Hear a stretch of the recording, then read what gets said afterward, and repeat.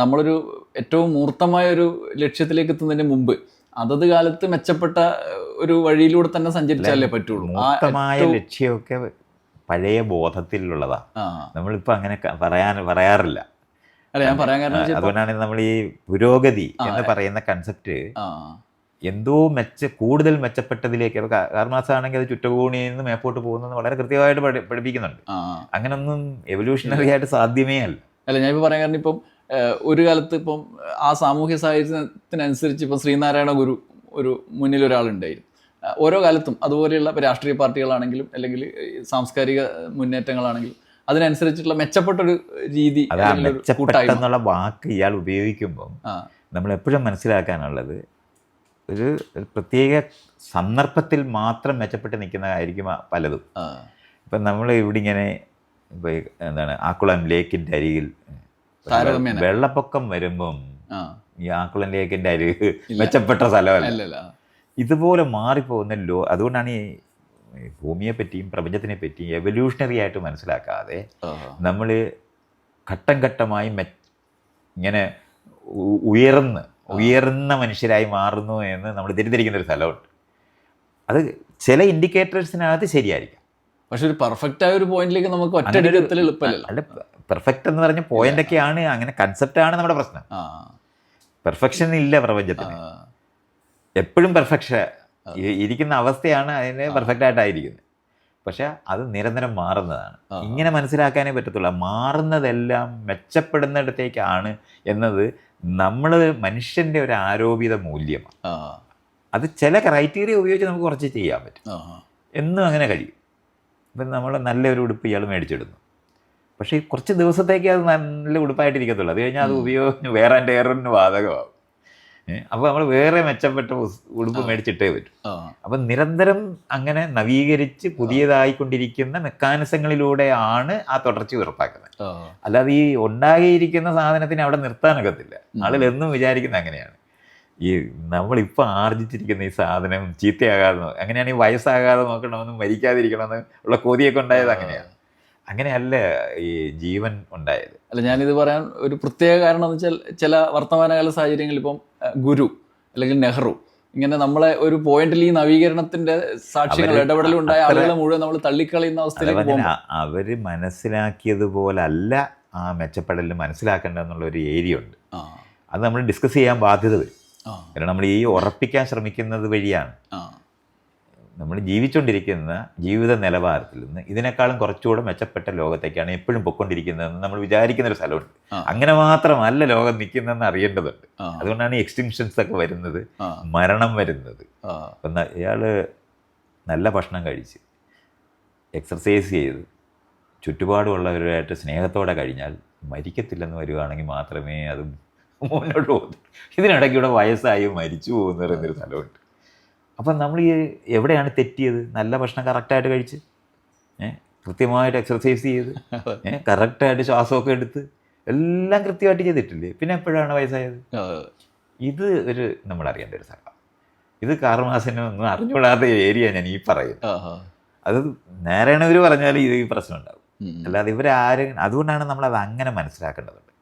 കാരണം ഒരു ട്രാൻസ്ഫോർമേഷന് വിധേയമാകുമ്പോഴും കുറേ നാളത്തേക്ക് മെച്ചപ്പെട്ട് നിൽക്കുന്ന ഒരു സ്ഥലം കഴിഞ്ഞാൽ പിന്നെ അത് നിൽക്കണമെങ്കിൽ പുതിയതായിട്ട് നിന്നുകൊണ്ട് മാത്രമേ പറ്റൂ. ഇതുകൊണ്ടാണ് കുഞ്ഞുങ്ങളെ നമ്മൾ ഉണ്ടാക്കുന്നത്. നമുക്ക് പകരമാണ് കുഞ്ഞ്. അല്ല, ഇയാൾ മാത്രമായിട്ട് മരിക്കാതെ യയാതിയുടെ കൂട്ട് എന്നും യൗവനത്തോടെ ഇരിക്കുന്നത് മനുഷ്യൻ്റെ കൊതി മാത്രമാണ്. അത് ലോകത്തിൻ്റെ യാഥാർത്ഥ്യമായിട്ട് അതിനൊരു ബന്ധമില്ല. അപ്പോൾ വളരെ നല്ല ഒരു പട്ടണങ്ങളൊക്കെ നിങ്ങളിങ്ങനെ നോക്കിയാൽ തകർന്ന് കിടക്കുന്ന എക്സ്കവേറ്റ് ചെയ്യുമ്പോൾ കാണാൻ പറ്റും. ഇതെങ്ങനെയാണ് ഇങ്ങനെ നശിച്ചു പോയെന്ന് ഒരിക്കലും അല്ലെങ്കിൽ മനസ്സിലാകത്തില്ല. കാരണം നമ്മൾ എല്ലാം കറക്റ്റായിട്ട് ചെയ്തുകൊണ്ടിരിക്കുന്നവരാണ്. അപ്പം ഇയാൾ മദ്യം കഴിക്കുന്നില്ല, പുകവലിക്കുന്നില്ല, എക്സർസൈസ് ചെയ്ത് ഭക്ഷണം കഴിച്ചാൽ ഇയാൾ വയസ്സാകത്തില്ലെന്നുണ്ടെങ്കിൽ നമുക്കെടുക്കാം. അങ്ങനല്ല, ഈ ഏരിയ നമുക്കൊന്ന് അറിയേണ്ടതുണ്ട്. അതറിയാതെ നമ്മളിൽ ജീവിതത്തിനെയും മെച്ചപ്പെടുന്ന എല്ലാ കാര്യങ്ങളും ചെയ്യുന്നത്. അപ്പോൾ ഓരോ കണ്ടുപിടുത്തവും ഓരോ സൊല്യൂഷനും അത് അങ്ങനെ തന്നെ മനസ്സിലാക്കണം. ഓരോ പരിഹാരവും പുത്തൻ പ്രശ്നം ഉണ്ടാക്കും, അങ്ങനെ ഉണ്ടാക്കും. അല്ല, അവിടെയാണ് ഇപ്പോൾ ഒരു വ്യക്തിയുടെ ഡ്യൂട്ടി എന്താണെന്നുള്ള, ഒരു വ്യക്തി എന്ത് ചെയ്യണം? ഈ ഞാൻ പറഞ്ഞാൽ വ്യക്തിക്ക് ഒരു കാലഘട്ടം, വ്യക്തി എന്ന് പറയുന്ന ഒരാൾ ഒറ്റയ്ക്ക് ചിന്തിച്ച് തുടങ്ങുന്നില്ല. അത് ഇതുപോലെ അറിയണം. ഇയാൾ ഈ ചോദിക്കുമ്പോൾ 20ാമത്തെ വയസ്സിൽ ജനിച്ച പോലെ തോന്നും. അങ്ങനെ ആക്കത്തില്ല. നമ്മൾ കുഞ്ഞുങ്ങളായിട്ടേ ജനിക്കുകയുള്ളൂ. വ്യക്തികളായി രൂപപ്പെടുത്തുക ചെയ്യുന്നത്. അതാണ് തുടർച്ചയെന്ന് പറയുന്നത്. അങ്ങനെയാണ് അത് മനസ്സിലാക്കേണ്ടത്. അപ്പോൾ ഇയാൾക്ക് ഒറ്റയ്ക്ക് ചിന്തിച്ചു തുടങ്ങി, ഒറ്റയ്ക്ക് ഒരാൾ കാട്ടിൽ ഒറ്റയ്ക്ക് ജനിച്ചിട്ട് ഞാൻ എവിടെ ഏത് സമൂഹത്തിൽ ചേരണം, അങ്ങനെ ഒരാളില്ല. ഇതൊക്കെ നമ്മൾ അങ്ങനെ തന്നെ മനസ്സിലാക്കണം. അല്ല, അപ്പോൾ ഈ സാമൂഹ്യ സാഹചര്യത്തിനനുസരിച്ചാണല്ലോ അങ്ങനെയാണ് രൂപപ്പെടുത്തിയവർ മാത്രമാണ് തുടരുന്നത്. ഒരു വ്യക്തി എന്ത് ചെയ്യണമെന്ന് ചോദിക്കേണ്ട കാര്യമില്ല. വ്യക്തി എന്ത് ചെയ്യണമെന്നുള്ള കാര്യം സമൂഹം എപ്പോഴേ തീരുമാനിച്ചിട്ടുള്ളതാണ്.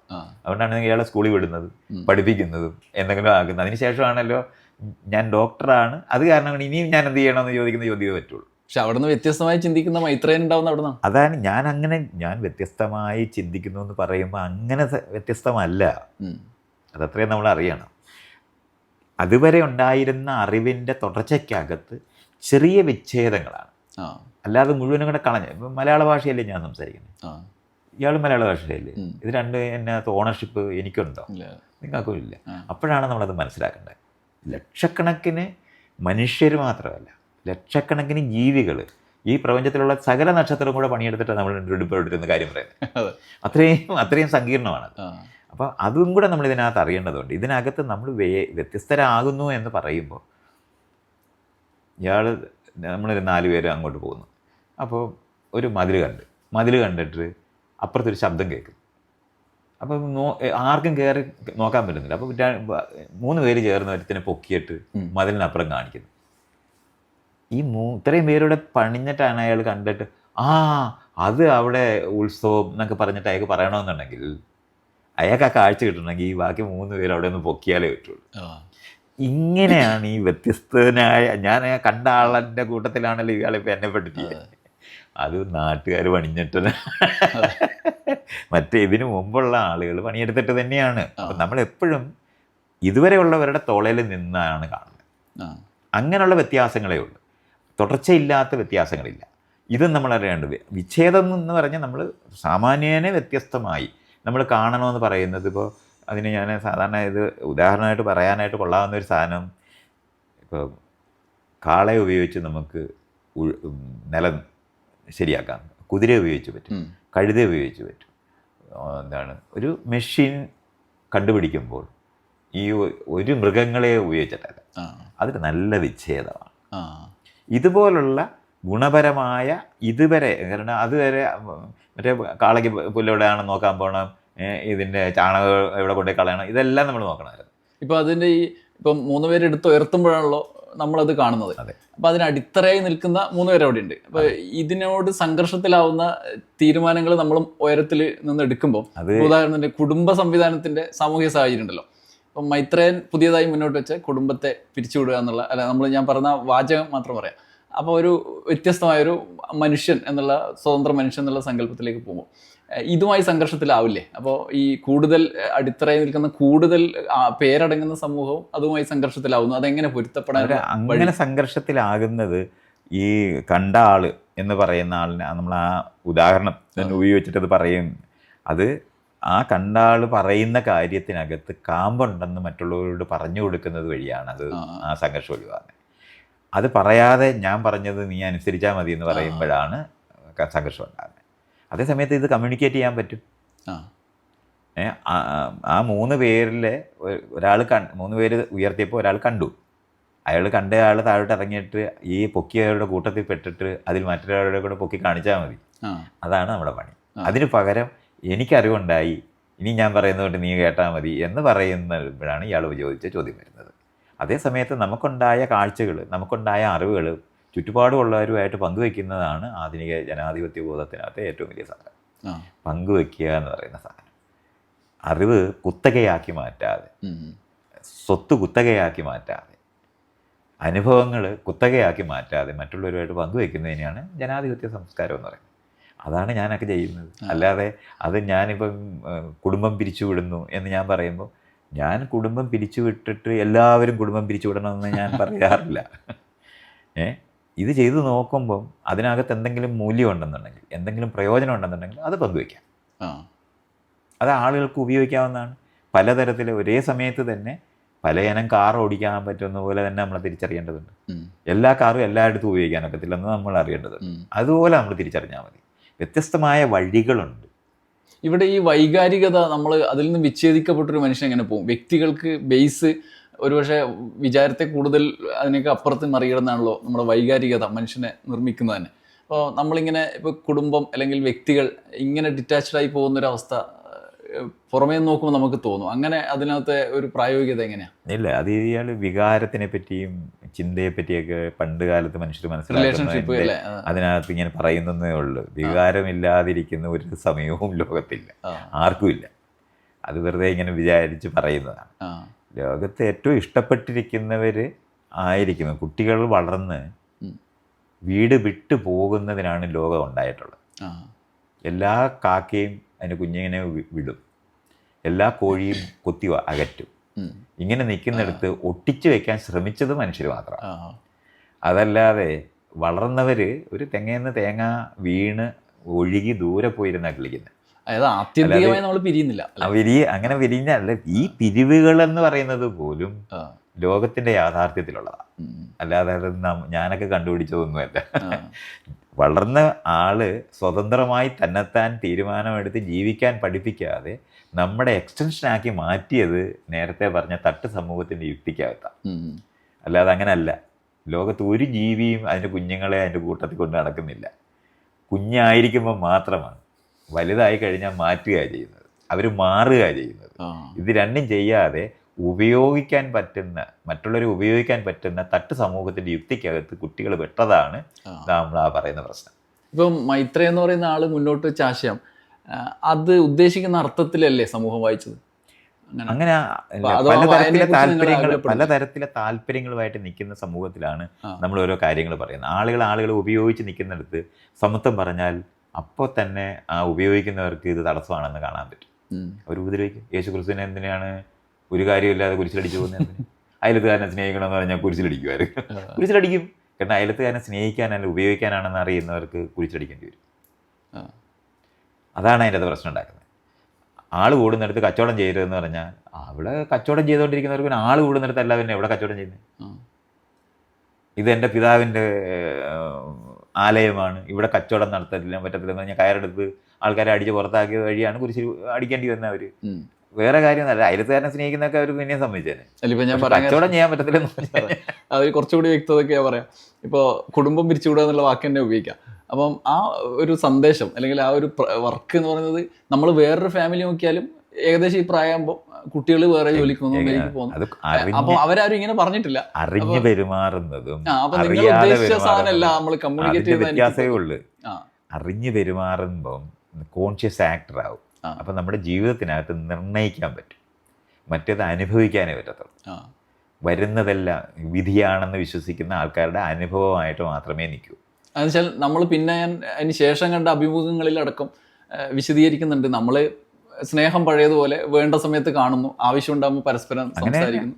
അപ്പം മറ്റു കുടുംബങ്ങളും അങ്ങനെയൊക്കെ തന്നെയാണ്. മറ്റു കുടുംബങ്ങൾ അങ്ങനെ അവർ മുഴുവൻ സമയം കരഞ്ഞുകൊണ്ടാണ് കുട്ടികളെ നമ്മൾ കണ്ടിട്ടില്ലേ ഈ റെയിൽവേ സ്റ്റേഷനൊക്കെ ആൾക്കാർ കരഞ്ഞുപോയി.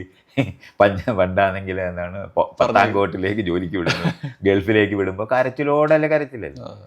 അതുപോലെ മരിക്കുമ്പോൾ പോലും നമുക്ക് അങ്ങനെ അനാവശ്യമായ നമ്മൾ കരയുന്നത്.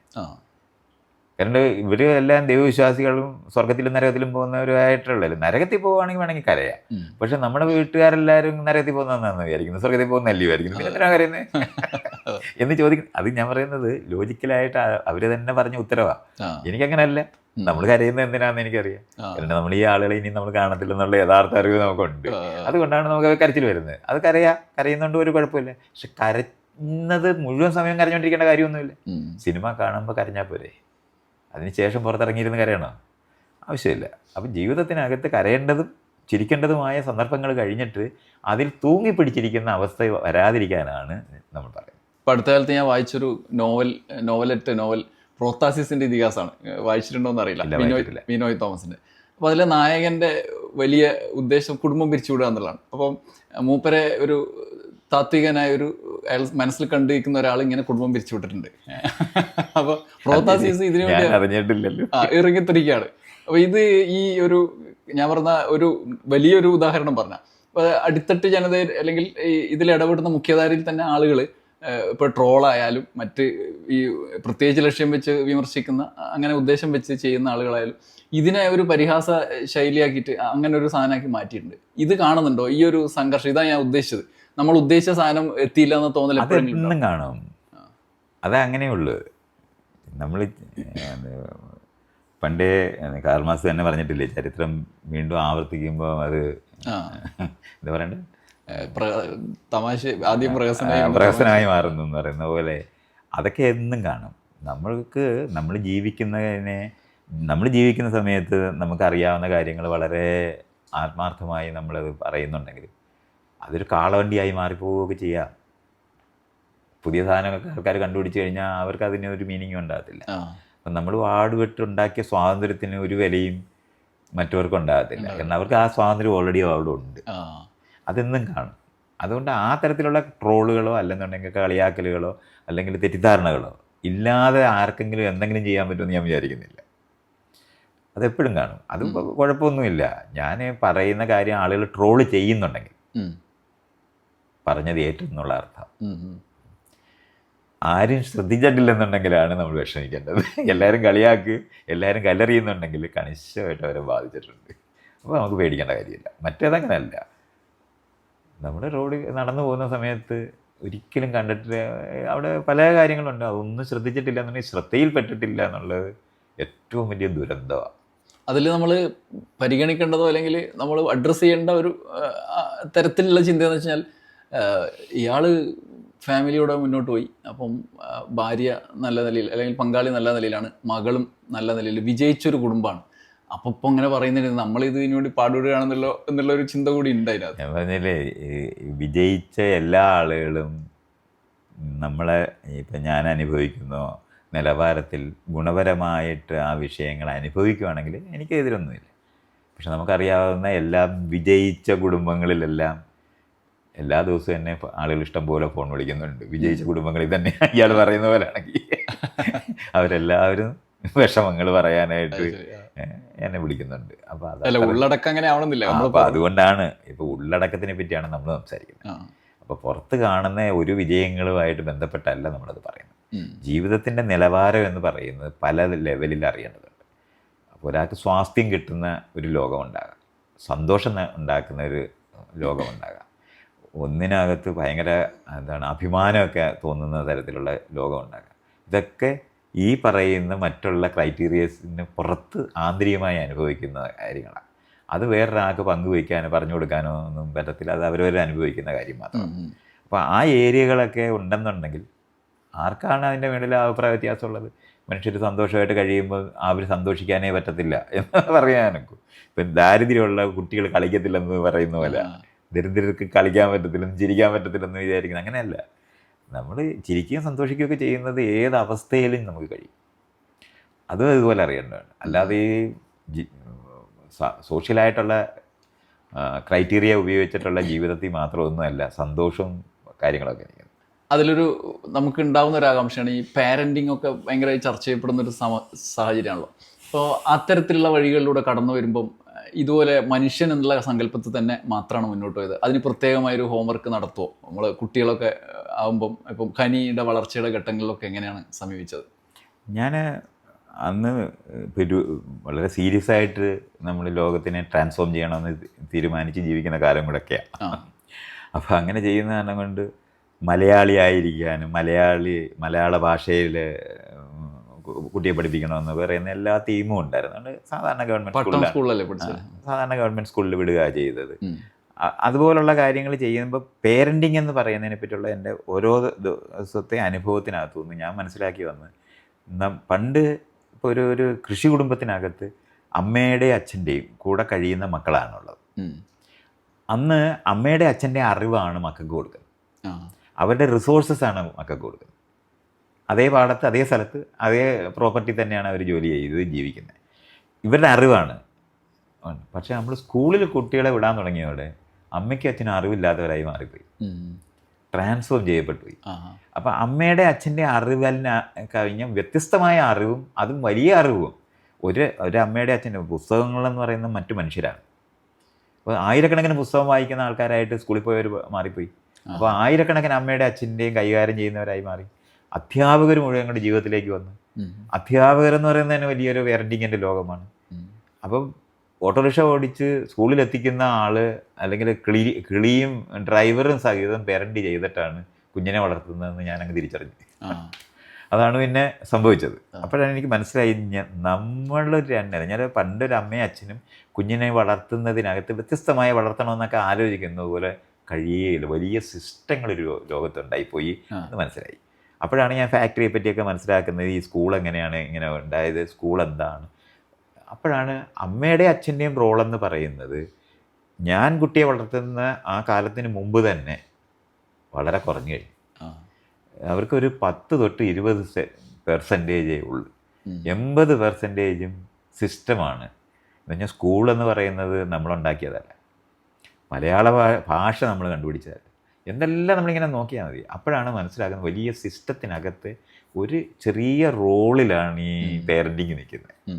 വളരെ ചെറുതാണ്, പക്ഷെ അത് അറിഞ്ഞുകൂടാതാണ് ഇന്ന് ആളുകൾ വിചാരിക്കുന്നത് നമ്മളാണ് കുട്ടികളെ വളർത്തുന്നത്. മൊബൈൽ നോക്കുമ്പോൾ ഉടനെ അത് നിർത്തും, മറ്റേത് കാണുമെന്ന് പറയല്ലേ. ആ പറയുന്ന അവിടെ പേരൻറ്റിങ് എന്ന് പറയുന്നതിൻ്റെ വളരെ ചെറിയ ഒരു റോളിലേക്ക് മാറിയെന്നറിയാതെ പഴയ പേരൻ്റ് ആകാൻ ശ്രമിക്കുന്ന അമ്മയും അച്ഛന്മാരുടെയും സങ്കടങ്ങളാണ് നമ്മൾ ഈ കേൾക്കുന്നത്. നമ്മൾ തിരിച്ചറിഞ്ഞാൽ മതി. 3 വയസ്സിൽ തന്നെ നമ്മൾ അംഗനവാടി വിടും, അപ്പം തന്നെ വേറെ ആളുകൾ ടേക്കപ്പ് ചെയ്ത് കഴിഞ്ഞു.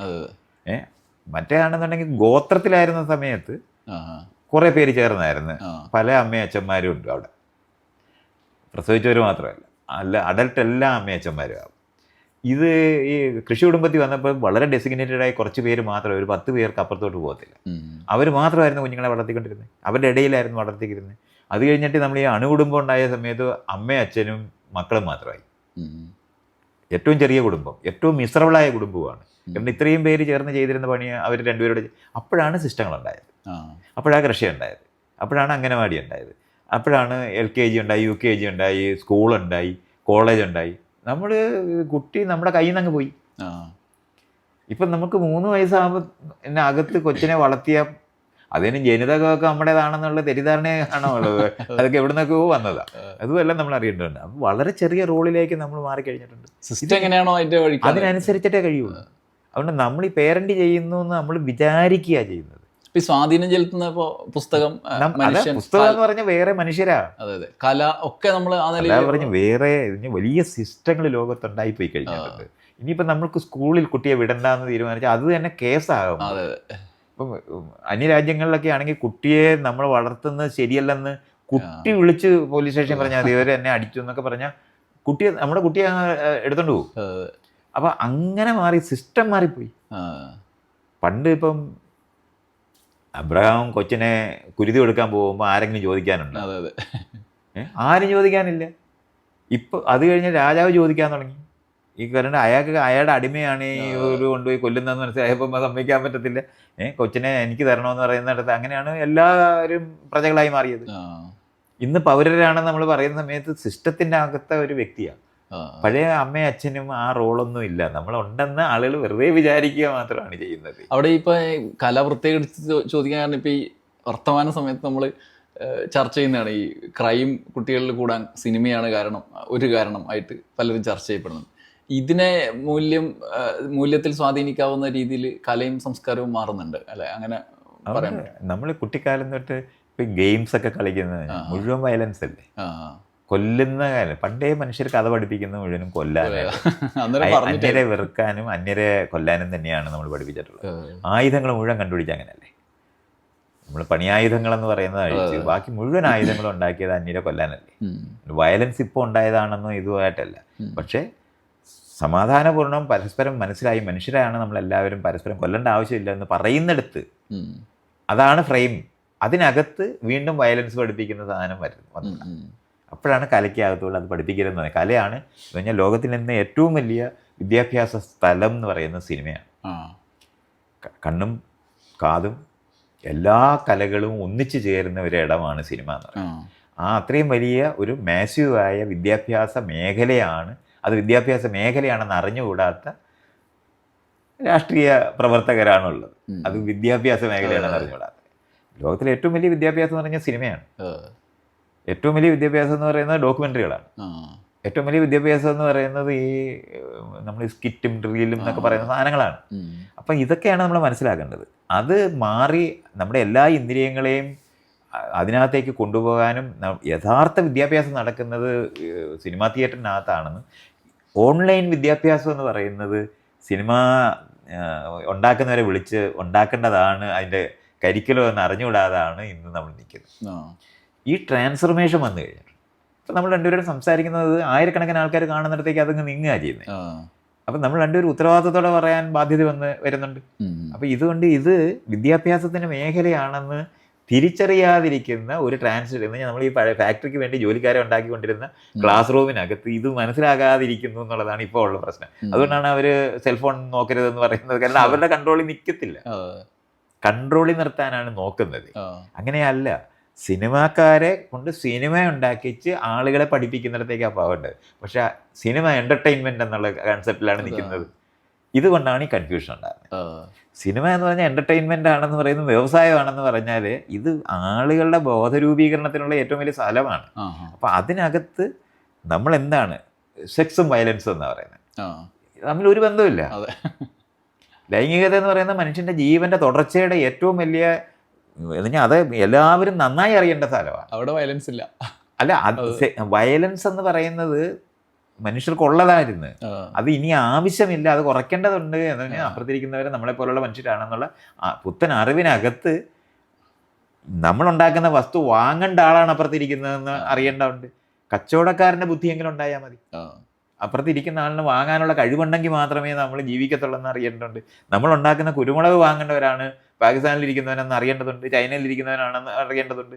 അങ്ങനെ അപ്പുറത്തിരിക്കുന്നവരെ നമുക്ക് ആവശ്യമുള്ളവരാണെന്ന് അറിയുന്ന കാലത്തിരുന്ന് അന്യരെ വെടിവെക്കുന്ന പഴയ കാലത്തെ രാജാക്കന്മാരുടെ യുക്തിക്കകത്ത് അവിടെ കൂടെ പിടിച്ചാലേ എനിക്ക് വലിയ രാജാവ് മഹാരാജാവാകാനൊക്കത്തുള്ളൂ, അത് കഴിഞ്ഞ് ചക്രവർത്തി ആകാൻ പറ്റത്തുള്ളൂ, സാമ്രാട്ടാകാനൊക്കത്തുള്ളൂ എന്നൊക്കെ അയാളുടെ ബോധത്തിനകത്തൂടെ നമ്മൾ ഇന്ന് ലോകത്തിനെ കണ്ടുകൂടാ. ഇതാണ് ട്രാൻസ്ഫർമേഷൻ.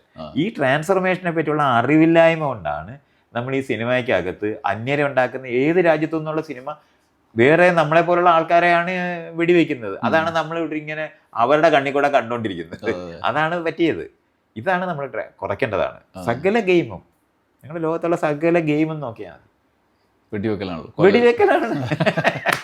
അതേ സമയത്ത് നമ്മുടെ ശാരീരിക പരിമിതികൾ, ബൗദ്ധികമായ പരിമിതികൾ മറികടക്കുന്നതിന് വേണ്ടിയുള്ള ശ്രമങ്ങളാണ് എവല്യൂഷനകത്ത് സംഭവിക്കേണ്ടത്. അതിൻ്റെ ഭാഗമായിട്ടാണ് നമ്മുടെ വിദ്യാഭ്യാസം മാറുന്നത്. സ്പേസ് എക്സ്പ്ലോർ ചെയ്യുക, കടലിനടിയിലേക്ക് എക്സ്പ്ലോർ ചെയ്യുക, ഇതാണ് നമ്മുടെ മറുവശം, നമ്മുടെ അപ്പുറത്ത് ഉണ്ടാകുന്നത്. അല്ലാതെ അന്യരെ ഉണ്ടാക്കി അവരെ വെടിവെക്കുന്നതല്ല. ലിമിറ്റേഷൻസ് എന്ന് നമ്മൾ പറയുന്നത് ജീവിതത്തിനകത്തെ പരിമിതികൾ ഭേദിക്കുന്ന അറിവാണ് ആധുനിക ജനാധിപത്യത്തിനകത്ത് കൊടുക്കേണ്ടത്. അല്ലാതെ നമ്മളെപ്പോലുള്ള ജീവിക്കാൻ ശ്രമിക്കുന്നവരെ അന്യരായി കണ്ട് അവരെ ഉപദ്രവിക്കുന്നതിന് പകരം നേരത്തെ പറഞ്ഞ 3 പേര് ചേർന്ന് ഒരാളെ പൊക്കുന്നത് പോലെ മറ്റുള്ളവരും കൂടെ വേണ്ടതാണ്. അപ്പുറത്തിരിക്കുന്ന ആള് നമ്മളുണ്ടാക്കുന്ന കാറ് വാങ്ങേണ്ടവരാണ് അവരെ വെടിവെച്ച് ഇല്ലാതാക്കിയാൽ നമ്മുടെ കാറാണ് ഇല്ലാതാകുന്നത്, നമ്മളും കൂടെ താഴോട്ടാണ് പോകുന്നതെന്ന് അറിയേണ്ടതുണ്ട്. അപ്പോൾ യുദ്ധങ്ങളെല്ലാം നമുക്ക് നഷ്ടങ്ങളായി മാറിയത് അപ്പുറത്തിരിക്കുന്നവർ നമ്മളെപ്പോലുള്ളവരും നമുക്ക് ആവശ്യമുള്ളവരാണെന്നുള്ള നമ്മുടെ തിരിച്ചറിവ് വന്നപ്പോഴാണ്. അതുവരെ കൊച്ചു ലോകത്തിനകത്തുണ്ടായിരുന്ന ബോധം കൊണ്ടാണ് നമ്മൾ അവരെല്ലാം തോപ്പിച്ച് ജയിക്കുകയാണെന്ന് വിചാരിച്ചത്. മറ്റുള്ളവരെ തോപ്പിച്ചാൽ അത്രത്തോളം നമുക്ക് നഷ്ടമാണ്. ഇയാളും ഞാൻ ഒരുപോലെ സന്തോഷമായിട്ടിരിക്കുമ്പോഴാണ് നമുക്ക് രണ്ടുപേർക്കും കൂടെ ഈ പറയുന്ന നമ്മുടെ പരിമിതികൾ, ജീവന്റെ പരിമിതികളെ ഭേദിച്ച് വ്യത്യസ്തമായ മനുഷ്യരായി മാറാം. ഈ പാരന്റിങ്ങിന്റെ തുടർച്ചയായിട്ട് നമ്മൾ രക്ഷിതാക്കളുടെ അഭിമാനത്തെക്കുറിച്ചൊക്കെ പറയുമല്ലോ, അതിൻ്റെ ഒരു ഇവാലുവേഷൻ എങ്ങനെയാ? അതെ, ഈ അഭിമാനം എന്ന് പറയുന്നത് ഒരു പഴയകാല ബോധമാണ്. സന്തോഷിക്കേണ്ട ആവശ്യമുണ്ട്. നമ്മുടെ എക്സ്റ്റൻഷനായിട്ട് തുടർച്ചയുള്ള കുഞ്ഞ് ജനിക്കുകയും ചിരിക്കുകയും ചെയ്യുമ്പോൾ നമ്മൾ സന്തോഷിക്കേണ്ടെന്നല്ല പറയുന്നത്. പക്ഷെ നമ്മുടെ അഭിമാനിക്കാനുള്ളതല്ല, മറ്റുള്ളവരെ കൊച്ചാക്കുന്ന ഒരു വശം പ്രൈഡിനുണ്ട്. അപ്പുറത്തിരിക്കുന്ന ആളിനെ തോൽപ്പിക്കുന്ന വശമുണ്ട് അതിനകത്ത്. അതല്ല നമുക്ക് വേണ്ടത്. നമ്മുടെ കുഞ്ഞ് വളർന്ന് നമ്മുടെ ചുറ്റുപാടുമുള്ള ഏറ്റവും നന്നായി അവർ ജീവിക്കുമ്പോൾ അതിൽ സന്തോഷം ഉണ്ടാകുന്ന സാറ്റിസ്ഫൈഡ് ആയിട്ടുള്ള ആളായി മാറേണ്ടതുണ്ട്. ഇപ്പോൾ കനിയുടെ ഇറച്ചിയൊക്കെ നമ്മൾ കാണുകയാണല്ലോ. അപ്പം ഒരു അച്ഛൻ എന്നുള്ളവർക്കുള്ള സമീപനം ഞാൻ പറഞ്ഞില്ല, ഞാൻ ഒറ്റയ്ക്ക് അല്ല കുഞ്ഞിനെ വളർത്തിയെന്നുള്ള തിരിച്ചറിവുള്ള ആളുകൂടെ. അതുകൊണ്ടാണ് എനിക്ക് ഞാൻ ആരെങ്കിലും തോപ്പിച്ചിട്ട് അഭിമാനിക്കാൻ അതിനകത്തൊന്നുമില്ല. കനി അവളുടെ ജീവിതത്തിനകത്ത് സന്തോഷകരമായി ജീവിക്കുന്നുണ്ട്, അവൾ ചെയ്യുന്ന പ്രവൃത്തിക്കകത്ത് മീനിങ് ഫുള്ളായിട്ട് ലോകത്തിന് അനുഭവിക്കുന്നുണ്ടെന്നുണ്ടെങ്കിൽ എനിക്ക് സന്തോഷമുള്ള കാര്യം. അല്ലാതെ അവൾ മറ്റുള്ള ഇവിടെ അഭിനയിക്കാൻ അറിയാവുന്നവരെല്ലാം തോപ്പിച്ച് ജീവിക്കാൻ എന്തൊരു അപമാനകരമായ വികാരമാണത്. അത് അല്ല വേണ്ടത്. ഇതിന് ഇങ്ങനെ ഒരു പോലെ തന്നെ ഇപ്പൊ പാർവതി ഉണ്ട്, ദിവ്യപ്രവരെ എല്ലാം ഇഷ്ടമാണ്. മനുഷ്യരെന്നുള്ള നില അവരെല്ലാവരും നന്നായി ചെയ്യുന്ന മനുഷ്യരെല്ലാവരും കൂടെ ചേർന്നിട്ട് ഏറ്റവും നന്നായ സിനിമ ഉണ്ടാവുകയുള്ളൂ. മോഹൻലാൽ ഒറ്റയ്ക്ക് ഇടിച്ച് ഒരാളെ ഇടാനൊക്കെ ഇടി മേടിച്ചോട് വീഴാൻ ഒരാൾ വേണം. വില്ലൻ ഇല്ലാതെ ഒരാൾ നന്നാകാൻ പോലും പറ്റത്തില്ല. അപ്പൊ ഇത് നമ്മൾ തിരിച്ചറിയേണ്ടതുണ്ട്. അപ്പൊ നല്ല ആക്ടേഴ്സ് ബാക്കിയുള്ളവരെല്ലാവരും കൂടെ ചേർന്ന ഒരു സിനിമ വിജയിക്കുന്നു. പായൽ കപാടിയെ ഞാൻ വളർത്തിയതാണ്, അവരല്ലയോ ആ സിനിമ ഉണ്ടാക്കി. അപ്പൊ അങ്ങനെയാ അത് മനസ്സിലാക്കേണ്ടത്. വലിയ ടീം വർക്കാണ് ജീവിതം. ഈ സങ്കല്പങ്ങളൊന്നും ഉണ്ടായിരുന്നില്ലേ? നമ്മളിപ്പോ ഒരു ആകാംക്ഷ കൊണ്ട് ചോദിക്കുന്നതാണ്, ഈ വളർച്ചയുടെ ഘട്ടത്തിൽ മകളെ കുറിച്ചോ? മനുഷ്യവിരുദ്ധമായിട്ട് മറ്റുള്ളവർക്ക് ദ്രോഹകരമല്ലാത്ത ഒരു കുഞ്ഞിനെ ഉണ്ടാക്കാൻ ശ്രമിച്ചിട്ടേ ഉള്ളൂ. അത് അവള് ജീവിക്കുന്നതിനകത്ത് എന്തായാലും താരതമ്യേന കുറവായിരിക്കുമെന്നാണ് ഞാൻ വിചാരിക്കുന്നത്. പക്ഷെ നമുക്ക് ജനിതകം ഇതുപോലെ നമ്മൾ കണക്കിലെടുക്കേണ്ടതാണ്. ഏത് പേരന്റിനും കിട്ടിയതിനെ വളർത്താനൊക്കത്തുള്ളൂ. അതുകൊണ്ട് അവളുടെ വിജയം എൻ്റെ മാത്രമോ അല്ലെങ്കിൽ സമൂഹത്തിൻ്റെ മാത്രമോ അല്ല, കോടിക്കണക്കിന് ജീവികളെ ഉണ്ടാക്കിയ ജനിതകവും കൂടെ ചേർന്നിട്ടാണെന്നും കൂടെ നമ്മൾ അറിയേണ്ടതുണ്ട്. ഈ ഘട്ടത്തിൽ ഇപ്പം മൈത്രേയൻ്റെ ജീവിതം നമ്മൾ നോക്കുമ്പം പ്രധാനപ്പെട്ട ആദ്യ ഭാഗമുണ്ട്. ഇപ്പോൾ സമൂഹത്തോട് ഇടപഴകിയിരുന്ന സാമൂഹ്യ പ്രവർത്തനം നടത്തിയിരുന്ന ഒരു ഭാഗം. പിന്നീട് നമ്മൾ കാണുന്ന ഒരു ട്രേണിംഗ് ആണ്. അതിനുശേഷമുള്ള മൈത്രേയൻ അത്തരത്തിലുള്ള ഇടപെടലുകൾ പ്രത്യക്ഷത്തിൽ കാണാതെ ഇപ്പോൾ ഉള്ള ഒരു രണ്ട് ജന്മം, രണ്ട് ഭാഗം, ജീവിതത്തിന്റെ ഒരു ഭാഗം. അത് ഇനി എങ്ങനെ ഇതുപോലെ തന്നെ നമ്മൾ ജീവിച്ചിരിക്കുന്നത് നമ്മളിപ്പോൾ റിട്ടയർ ചെയ്യത്തില്ലേ എല്ലാവരും. അപ്പൊ അവരിത് കഴിഞ്ഞിട്ട് അവരെന്ത് ചെയ്യുന്നേ? അപ്പോൾ നമ്മൾ അതങ്ങനെ മനസ്സിലാക്കിയാൽ മതി. എൻ്റെ പീക്ക് കടന്ന ആളാണ്. അത് 20 വയസ്സ് തൊട്ട് ഒരു 60 വയസ്സ് വരെയൊക്കെ നമുക്ക് ഒരു പീക്കിൽ പോകാൻ പറ്റും. അത് കഴിഞ്ഞാൽ പിന്നെ നമുക്ക് അത് ചെയ്യാൻ പറ്റില്ല. അത് കഴിഞ്ഞാൽ പിന്നെ സപ്പോർട്ട് സിസ്റ്റം എന്ന് പറഞ്ഞാൽ മറ്റുള്ളവർക്ക് സഹായകരമായ ചില ഏരിയകൾ നിൽക്കാവുന്നേ പറ്റത്തുള്ളൂ. സെക്കൻഡ് ഫീൽഡിൽ, തേർഡ് ഫീൽഡിൽ എന്നൊക്കെ പറയത്തില്ലേ നമ്മളൊരു ഓർക്കസ്ട്രയിൽ, അതുപോലെ പറ്റുള്ളൂ. അത് തിരിച്ചറിഞ്ഞ് ഞാൻ ജീവിക്കുന്നു എന്നുള്ളതേ ഉള്ളൂ. ഈ ചുറ്റുപാടുണ്ടാവുന്ന ചില നമ്മൾ ഈ ഇന്ത്യ അല്ലെങ്കിൽ നമ്മളെ രാജ്യമോ ലോകമോ ആയാലും സാമൂഹ്യ സാഹചര്യങ്ങളിൽ രാഷ്ട്രീയത്തിലൊക്കെ ഉണ്ടാകുന്ന മാറ്റങ്ങൾ പല രീതിയിലുണ്ടല്ലോ. അപ്പം നമ്മുടെ നിലപാട്, നമ്മൾ കാര്യങ്ങളെ അഭിസംബോധന ചെയ്യുന്നതിൽ കുറച്ചുകൂടി വ്യക്തത വരാനുള്ള താല്പര്യങ്ങൾ ഉണ്ടാവുമല്ലോ. ഇപ്പോൾ ഉദാഹരണത്തിന് ഇപ്പോൾ പ്രധാന ചിന്ത, ഇപ്പോൾ എന്താ പറയുക, നാസ്തികമായ ചിന്തയെക്കുറിച്ച് പറയുകയാണെങ്കിൽ അതിൽ തന്നെ വലിയ തോതിൽ നാസ്തികരായ ആളുകൾ നമ്മൾ പ്രതീക്ഷിക്കുന്നതിനപ്പുറത്ത് ചില രാഷ്ട്രീയമായി സഹായിക്കുന്ന രീതിയിൽ അല്ലെങ്കിൽ മതപരമായി തന്നെ യാഥാർത്ഥ്യ ബോധത്തിനപ്പുറത്തേക്ക് പെരുമാറുന്നത്. ഇപ്പോൾ ഉദാഹരണത്തിന് ഞാൻ നേരിട്ട് സി രവീന്ദ്രനെ കുറിച്ച് വലിയ ആരോപണങ്ങൾ അങ്ങനെ വരാറുണ്ട്. മൂപ്പരുടെ നിലപാടുകൾ വേറൊരു മത രാഷ്ട്രീയത്തിന് ഉപകാരപ്രദമായ രീതിയിൽ പ്രവർത്തിക്കുന്നു.